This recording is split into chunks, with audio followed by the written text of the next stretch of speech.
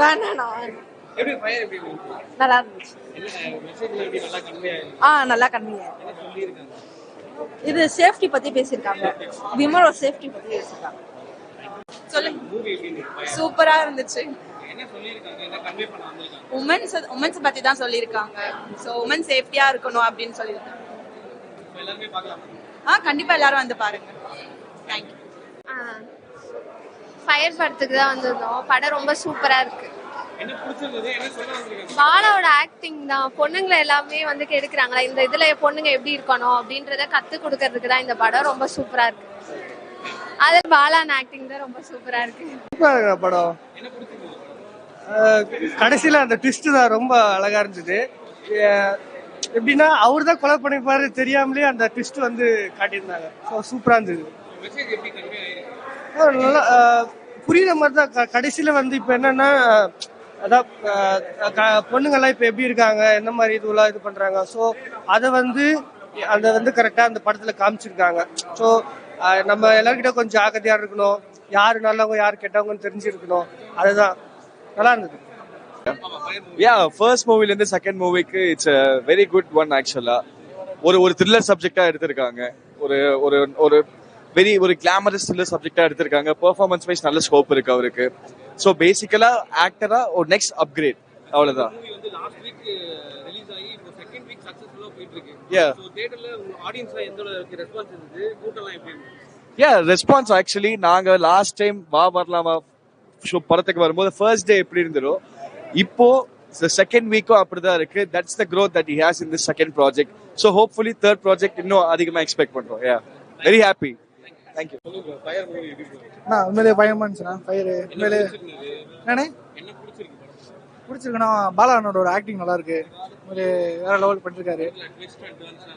Twist and turns வந்து பாத்தீங்கன்னா உண்மையிலே ஜிஎஸ்கே சாரோட நல்லா இருந்துச்சு. லாஸ்ட்ல அவர் தான் கொடுக்கறது. ஓவரால் மெசேஜ் ஓகே தானா? இந்த ஜென்ரேஷன் ஓகே தான்.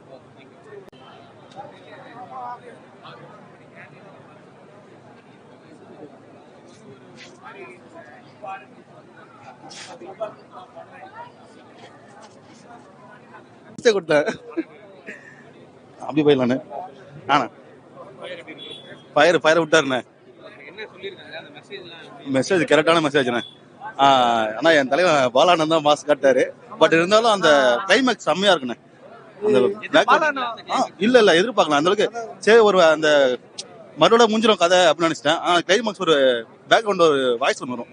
பர்ஃபெக்டா இருக்கும். அப்படி சான்ஸே இல்லை. பாலானா தான் தமிழ்நாட்டோட ஜானிசன்ஸ். அடுத்த ஜானிசன்ஸ் அண்ணா தான். அண்ணா மாஸ் காட்டுவாருங்க. அந்த மாதிரி அந்த போலீஸ் நினைச்சாருல அவர்லாம் மீசிங்ல அவர்லாம் மாஸ் காட்டாரு. மாஸ்னா மாஸ் அந்த மாதிரி மாஸ் காட்டாரு. செம்ம படம் வந்து ஜாலியாக என்ஜாய் பண்ணலாம். ஃபேமிலி கொஞ்சம் கஷ்டம்தான். ஆனா இந்த வீட்டில் ஃப்ரீடம் கொடுத்து பண்ண பார்ப்பாங்கல்ல அவங்களாம் வந்து பார்க்கலாம். ஆனா மற்றபடி யாரும் பார்க்க முடியுமே இருக்காது. தேங்க்யூண்ணா. நல்லா தான் இருந்துச்சு. விமனை பத்தி அவேர்னஸ் கிரியேட் பண்றதுக்காக இது பண்ணிருக்காங்க. இந்த மூவி நான் எடுத்திருக்காங்க.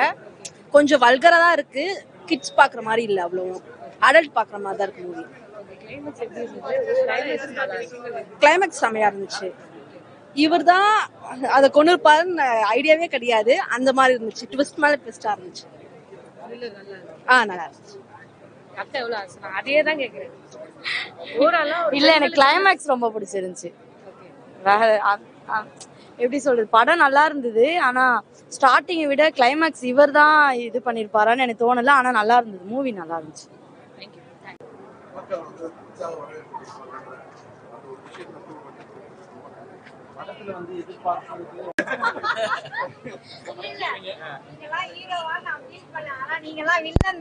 அப்படின்ற அளவுக்கு நீங்க ஃபீல் பண்ண வச்சுட்டீங்க. ஆமா, நான் 2 கேள்வி கேட்டேன். என்ன கேள்வினா, படத்தை பார்த்தே எங்களுக்கு இவ்வளவு டெம்ட் ஆகுது, படத்துல நடிக்கிறவங்களுக்கு நடிக்கும் போது டெம்ட் ஆகலையா? இல்லையா? ஏன்? ஆமா, பாலாவோட கார்னர் சீட்ல உட்கார்ந்து பாத்திருக்கேன், கை பிடிச்சு பாத்திருக்கேன். இப்ப உங்க புண்ணியத்தால கொஞ்சம் சாஞ்சிக்கிறேன். இல்ல அது வந்து படத்துல வந்து அந்த சீன்ஸ்ல வந்து கோரியோகிராஃப் டான்ஸ் எப்படி கோரியோகிராஃப் பண்றாங்களோ இப்ப புஷ்பால எல்லாம் பாத்தீங்களா ராஷ்மிகா மந்தனா இவங்க அல்லு அர்ஜுன் சார் ஆனாங்க அவங்களுக்கு டான்ஸ் எப்படி வந்து எராட்டிக்கா கோரியோகிராஃப் பண்ணாங்களோ அதே மாதிரி இந்த இன்டிமேசி சீன்ஸ்ல வந்து எராட்டிக்கா கோரியோகிராஃப் பண்ணுவாங்க. அதுக்கப்புறம் ஆமா பின்னாடி மைக்ல இருந்து சொல்லிட்டே இருப்பாங்க. சொல்லி கொடுத்து வர்றது இல்ல எனக்குன்னு ஒரு டேஸ்ட் இருக்குல்லம்மா. அதாவது 4 பேரும் டேஸ்ட்லெஸ்ங்கறீங்களா? இல்ல they are not my typeல. எனக்கு வந்து அப்பதான் பிரேக்கப் வேற ஆயிருந்தது. எனக்கு அந்த மைண்ட் செட்ல எல்லாம் கிடையாது. அதாவது அப்ப உங்களுக்கு பிரேக்கப் ஆயிருக்கு படத்தப்போ? படத்துக்கு முன்னாடி எனக்கு பிரேக்கப் ஆச்சு. அந்த மைண்ட் செட்லயும் கிடையாது. இங்க 4 பேர் அழகா இல்லன்னு நான் சொல்லல. அவங்க எல்லாம் என்னோட டைப் கிடையாது. அதாவது நல்லா இருக்க பையன் கூட எல்லாம் உனக்கு தோணுமா? எனக்கு தோணாது, வாய்ப்பு இல்ல. இல்ல எனக்கு பிடிச்ச பையனோட தான் தோணும். அதே மாதிரி தான் நான் பசங்களும் பொண்ணுங்களுக்கு ஒண்ணு பசங்களுக்கு ஒண்ணா. இல்ல எங்களை பார்த்தா என்ன காஜி மாதிரி இருக்கா?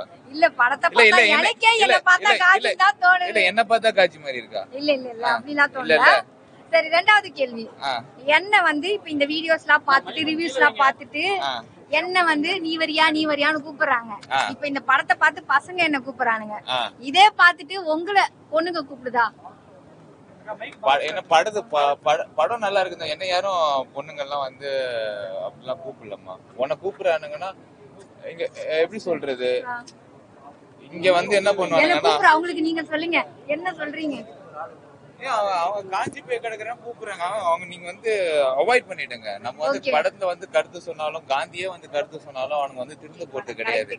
இங்க வந்து படத்துல வந்து பிட்டு படம் கமெண்ட் பண்ணிட்டு உன்னோட டிஎம்ல வந்து அவனுங்க பேசுவாங்க. அப்புறம் போயிட்டு பலூனுக்கு சப்ஸ்கிரைப் பண்ணுவானுங்க. சரியா? இவனுங்க பேசலாம் வந்து தட்டி விட்டு. சரியா? என்ன வெளியே போகும்போது பெப்பர் ஸ்ப்ரே எடுத்துட்டு போ. நடக்கிறது தானே. இப்ப வந்து நிறைய என்னது இப்ப அண்ணா யூனிவர்சிட்டியில நடந்தது. அதுக்கப்புறம் பொள்ளாச்சி நாகர்கோயில் இதை போய் எடுத்து கொடுக்கிறாரு. இவர்தான் டைலாக் ரைட்டர். அங்கெல்லாம் நடக்குது. அந்த மாதிரி நடக்க வந்து நிறைய வாய்ப்புகள் இருக்கு. அதுக்காக ஆண்களே தப்புன்னு நான் சொல்லல. ஆனா தப்பு பண்றது முக்காவாசி ஆண்களா தான் இருக்காங்க. ஏமாத்துறது வந்து வெறும் ஆண்கள் மட்டும் இல்ல. ஆனா தப்பு ஏமாத்துறது முக்காவாசி பெண்களா தான் இருக்காங்க. தப்பு பண்றது ஆண்கள்னா ஏமாத்துறது பெண்கள். என்ன எல்லாமே சமம் தானே. சரி, ஒரு லெவல அதிகமா ஏமாத்துறது யாரு, ஆண்களா பெண்களா? நீ சொல்லு. நான் பெண்களும் ஃபீல் பண்றேன். என்ன வந்து 2 பொண்ணு ஏமாத்தி இருக்கு. ஏமாத்தி இருக்கு. அதனால சரி, அப்ப வந்து நீங்க சொல்லுங்க, ஆண்களே லவ்ல அதிகமா ஏமாத்துறது ஆண்களா பெண்களா? நீங்க ஆண்களை கேக்குறீங்க, அதனால அவங்க ஆண்களுக்கும் பெண்களுக்கும் பெர்ஸ்பெக்டிவ் டிஃபரன்ஸ். ஆண்களுக்கும் பெண்களுக்கும் பார்வை வந்து வித்தியாசப்படும். சரியா? என்னோட ரைட் ஹேண்ட் வந்து இன்னொருத்தர் தூக்கும் போது அது அவருக்கு அப்படியே ஆப்போசிட்ல லெஃப்ட் ஹேண்டா இருக்கும். ரெண்டும் ஒண்ணு நம்ம சொல்ல முடியாது இல்ல. சரி, அப்ப நீங்க யாரையும் ஏமாத்தல, பெண்கள் யாரையும்? நானும் சில ஏங்க யோசிக்க டைம் விடுங்க. லிஸ்ட் பெருசா இருக்கா? இல்ல, எனக்கு போய் சொல்லி பழக்கல, அதனால யோசிக்கிறேன். லிஸ்ட் லிஸ்டே இருக்கான்னு யோசிக்கிறீங்களா? இங்க பாருங்க, நானும் லைஃப்ல ஒரு சில தவறுகள் எல்லாம் செஞ்சிருக்கேன். இல்லன்னு நான் வந்து நான் காந்தி கிடையாது. நான் காந்தி கிடையாது. காந்தியே தப்பு பண்ணிருப்பாரு, யாருக்கு தெரியும். அதான் இந்த அளவுக்கு வாழ்ந்திருக்காரு படத்துல. ஓகே, காந்தியா இல்ல நீங்க. ஓகே, சரி. காந்தி தப்பு பண்ணிருக்குங்கிறது அவருடைய சத்திய சோதனை அவரே எழுதியிருக்கிறார். எல்லாம் பட்டுதான் தெரிஞ்சிருக்காரு. நீங்க குருஜி உண்மையெல்லாம் பேசாதீங்க, கடிப்பாங்க. நீங்க சொல்லுங்க. உண்மையாவே பாலிஷா தான் சொல்லும் இந்த படம் மாதிரி. ஆமா, ஓகே. நானும் சில தவறுகள்லாம் லைஃப்ல பண்ணிருக்கேன். ஆனா இப்ப யோசிக்கும் போது அது தவறா படல. ஓகே. என்ன இப்ப வந்து இப்ப எடுத்தோடனே லவ்னு ஆரம்பிப்போம். இல்ல, இங்க நம்மளுக்கு ஒரு பொண்ணு பிடிக்கணும், பழகணும், லிவ் இன். அதுக்கப்புறம் தான் இப்ப எல்லா முறைகளும் சரின்றீங்க. அதுக்கப்புறம் தான் கல்யாணம் ஆயிடுச்சு. எல்லா முறைகளும் சரின்றீங்களா? தப்பு இல்லையா? எல்லாருக்கும் ஒரு ப்ரிஃபரன்ஸ் இருக்கு. உன் லைஃப்ல நீ எப்படி வாழணும் நான் வந்து சொல்ல மாட்டேன். என் லைஃப் நான் எப்படி வாழணும் நீ வந்து சொல்லாத. கரெக்டா? இது எல்லாருக்கும் பொருந்தும். உன் கலாச்சாரத்தை நீ ஃபாலோ பண்ணி என் கலாச்சாரத்தை நான் ஃபாலோ பண்றேன். உன் கலாச்சாரத்தை கெடுற மாதிரி நான் அதுவும் பண்ண மாட்டேன், என் கலாச்சாரத்தை கெடுற மாதிரி நீ எதுவும் பண்ணாத. இப்படி வந்து அவங்கவுங்க பவுண்டரியில அவங்கவுங்க லிபர்ட்டியில வந்து கிராஸ் பண்ணாம இருந்துட்டாங்கன்னா நாட்டுல பிரச்சனையே வராது. நீ உன்னோட லிபர்ட்டி உன்னோட பவுண்டரி ஸ்பேஸை தாண்டி எப்ப இன்னொருத்த முக்க போய் தோறியோ அப்பதான் பிரச்சனை வரப்போகுது. அதனால என்னால யாருக்கும் பிரச்சனை இல்லை, யாராலையும் எனக்கும் பிரச்சனை இல்லை.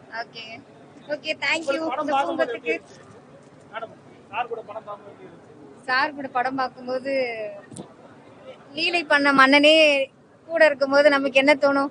இன்னும் லீலைகளை நல்லா பார்க்கதான் தோணும். லீலைகளை பார்த்ததை விட இவரை தான் நான் நிறைய பார்த்துக்கிட்டு இருந்தேன். ஏன் இவரோட உட்காந்து பார்க்கும்போது எனக்கு கனெக்ட் ஆகாம இருக்குமா? நல்லாவே கனெக்ட் ஆச்சு. ஆனா இவரோட தான் கனெக்ட் ஆக மாட்டேங்குது. எனக்கு ஹார்ட்டே இல்ல ப்ரோ, யார் வந்தாலும் கனெக்ட் ஆகாது. நான் வரேன் ப்ரோ. Thank you bro. படத்துல வந்து உங்களுக்கு அவ்வளவு ஹேட்டட் பரவினாலும் ஒரு நெகட்டிவ் கேரக்டர் ஹேட்